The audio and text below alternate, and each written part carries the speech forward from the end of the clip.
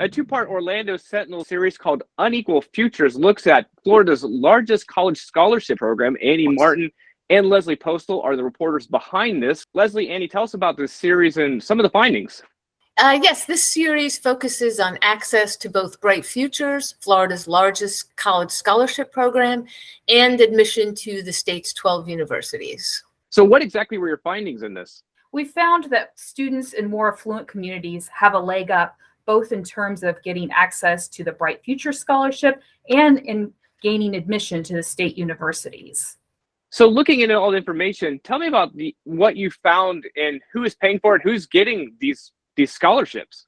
What we found is that Bright Future scholarships mostly get awarded to students who live in middle class and upper class communities. They mostly bypass students who live in the state's poorer communities.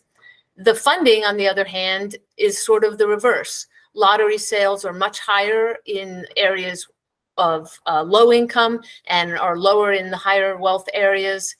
So who gets Bright Futures tends to be the wealthy, and who pays tends to be the poor. So Leslie, why is it that students in these more well-off communities seem to be getting more of the Bright Future scholarships? Well, there's a number of reasons, but one of the key ones is that for the most part, the scholarships require high ACT or SAT scores. Those are the, standard college admissions tests. And students from more well-off families typically score much higher on those tests. So if you need those scores to get Bright Futures, students in lower income areas are the ones who typically struggle to get high scores. And then even if they have really good grades, don't qualify for Bright Futures. Right. So just how big is this program as far as for students going to colleges and universities here in the state? It funds more than 120,000 students a year. It's funded nearly $1 million since it started 25 years ago at a cost of about $8 billion. So, it's pretty big, and it's 60% of the state's college aid programs go to Bright Futures. So with students going to college, it appears where they went to high school, the communities they lived in, that really determines this. We found that there are great disparities between high schools that serve low-income areas and those that serve more affluent areas in terms of the number of students who apply and are admitted and actually enroll in the state universities after they graduate from high school.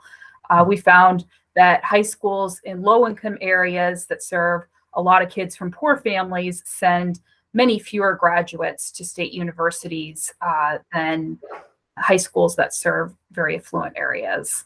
So ultimately, what does this do to the colleges? I imagine this reflects on the campus. I mean, as far as the students go, it seems like there's going to be disparities on those campuses as well.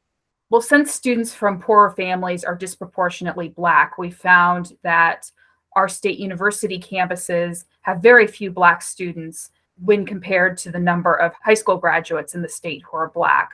In any given year, about 21% of the state's high school graduates are Black, but they're underrepresented on campuses across the state. That's particularly true at the University of Florida, which is the most selective institution to get into in the state.